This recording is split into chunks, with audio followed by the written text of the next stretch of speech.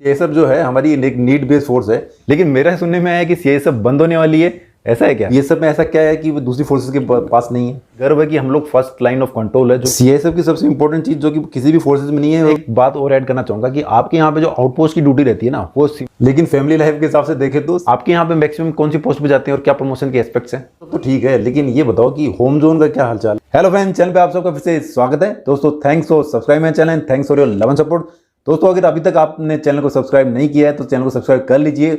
बगल में जो बेल आइकन होता है उसको दबा दीजिए ताकि जो भी मैं वीडियोस बनाऊं उसके सारे नोटिफिकेशन आपको मिलते रहें। और भाई क्या हाल है? बहुत दिनों बाद दिखा, छुट्टी पे आया हुआ है क्या? हाँ यार, छुट्टी आ रखा हूँ, छुट्टियां मिल जाती है तुझे पता। बीएसएफ में सीआईएसएफ की तरह नहीं है, थोड़ा बीएसएफ में ज़्यादा छुट्टियां हैं, इसलिए छुट्टियां काटने आ गया हूँ तुम्हारे साथ में। हाँ यार, सीआईएसएफ में छुट्टियों की तो कमी है, ये बात तो सही है, लेकिन ये है कि हम लोग को जितने भी यूनिट्स हैं लगभग में हम लोग को फैमिली रखने का मौका मिल जाता है। ये शायद तुम लोग के बीएसएफ में नहीं हो पाता है, इसलिए तुम्हें थोड़ी छुट्टियां भी ज़्यादा दी गई हैं। भाई 60 ईल मिलती है हम लोग को, 60 ईल मिलती है। हाँ, हमें 30 ईल ही मिलती है। 30 ईल तो मिलती है, लेकिन एक महीने की जो एक्स्ट्रा सैलरी मिलती है तो उसमें भी थोड़ा अच्छा लगता है जब एक्स्ट्रा सैलरी मिलती है। वैसे छुट्टियों की जरूरत तो हम लोग को खलती है, लेकिन फैमिली अगर साथ में रख पाते हैं तो उसमें कोई दिक्कत नहीं होती। चल भाई दोस्त यार, बहुत दिनों बाद मिले, अपन आराम से बैठते हैं, गप्पे के सप्पे लड़ाते हैं। तो अपने डिपार्टमेंट की बात कर, हम अपने डिपार्टमेंट की बात करते हैं, देखते हैं अच्छा लगेगा दोनों के जो भी एक्सपीरियंस वो भी शेयर करके। जरूर भाई जरूर शेयर करेंगे आराम से और गप्पे सप्पे लड़ाएंगे, क्यों नहीं। चल आराम से बैठ के बात करते हैं। चलो तो चलो यार, मैं ही स्टार्ट करता हूँ। मैं बता थोड़ा सीआईएसएफ के बारे में, आप थोड़ा बीएसएफ के बारे में बताओ। वैसे सीआईएसएफ जो है हमारी एक नीड बेस्ड फोर्स है। पीएसयूज वगैरह जो डिपार्टमेंट वगैरह इसकी डिमांड करते हैं तो उसी के हिसाब से डिप्लॉयमेंट होता रहता है। और ये ऐसी फोर्स है जिसको मतलब सेंट्रल गवर्नमेंट पे इसमें कोई भार नहीं है। सारा का सारा जो भी डिपार्टमेंट या जो भी पीएसयू इसकी डिमांड करता है वही पैसे देता है। तो आपके बीएसएफ में कैसे है? नहीं यार, ऐसी कोई बात तो नहीं है कि इस तरह की कोई डिमांड्स है हमारे बीएसएफ के अंदर में, लेकिन मुझे ये गर्व है कि हम लोग फर्स्ट लाइन ऑफ कंट्रोल है। जो कि फ्रंट लाइन है वो हम ही हैं, आर्मी बाद में आती है। सिर्फ कुछ ही जगहों पे आर्मी आ गया, बाकी जो बीएसएफ है वही आगे रह के सिक्योरिटी करती है। तो उस चीज़ का मुझे बहुत गर्व है। और अगर बीएसएफ को देखा जाए तो इसकी डिमांड वैसे डे बाई डे बहुत ज़्यादा बढ़ रही है, क्योंकि इंडो म्यांमार के पास में अगर आप देखें तो वहाँ पे जो सिक्योरिटी है लेवल काफ़ी बढ़ाने के लिए बात चल रही है। और वहाँ पे कम से कम 20 से 25 रेजिमेंट का प्रोसेस चल रहा है कि और बढ़ जाएंगी। तो इससे जो बीएसएफ में आने वाले टाइम पे जो स्ट्रेंथ है उसकी बहुत ज़्यादा डिमांड होगी और बहुत सारी वैकेंसीज निकलने के चांसेस है। लेकिन मेरा सुनने में आया कि सीआईएसएफ बंद होने वाली है, ऐसा है क्या? अरे नहीं, सीआईएसएफ कभी भी बंद नहीं हो सकती।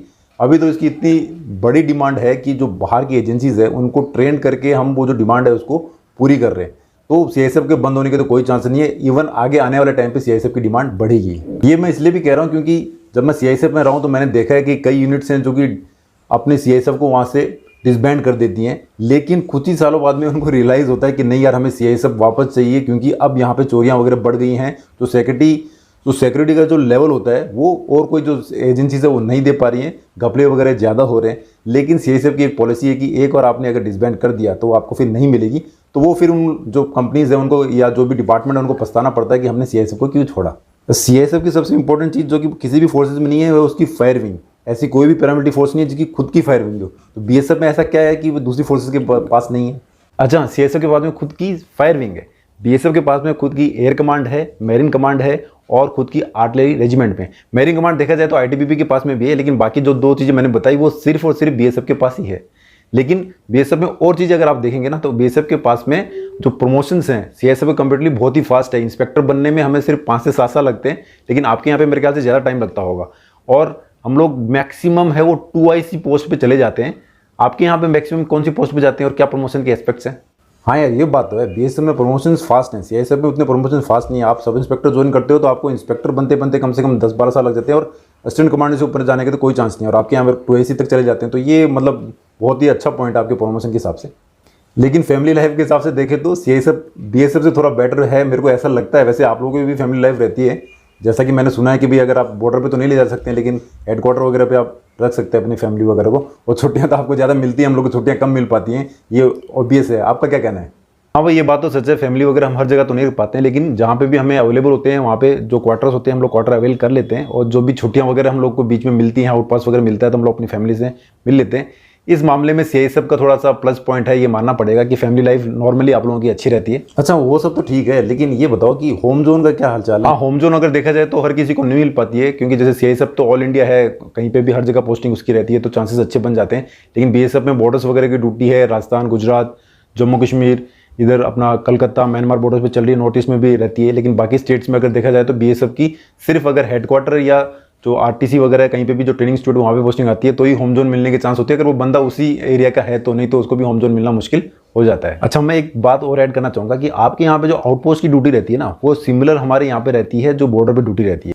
हाँ, ये बात तो सच है, जो कि आपकी बॉर्डर पे ड्यूटीज़ रहती है लगभग हमारे जो आउटपोस्ट की ड्यूटीज़ होती है उसी की तरह रहती है, लेकिन बस हमारे आउटपोस्ट पे जो ड्यूटीज़ हैं उसमें हम लोग को चिंगड़ों वगैरह को पकड़ना होता है, चोरों को पकड़ना होता है, और आप इन्फिल्ट्रेशन बचा रहे होते हैं, टेररिस्ट एक्टिविटीज़ जो हो रही होती है उनको होने से बचा रहे होते हैं। तो एक थोड़ा सा आपका मेजर काम रह जाता है वहाँ पे जो आप कंपेयर करते हैं तो आउटपोस्ट से। लेकिन आउटपोस्ट के अलावा भी हमारी जो ड्यूटीज़ है सीआईएसएफ की वो वेरी करती है, क्योंकि ये आपकी एयरपोर्ट पे रहेगी, मेट्रो में रहेगी, स्पेस इंस्टॉलेशंस में रहेंगी, प्लांट में रहेंगी। तो अगर आपकी ड्यूटीज़ चेंज होती रहेंगी तो डिफरेंट काइंड्स ऑफ वर्क आपके रहते हैं।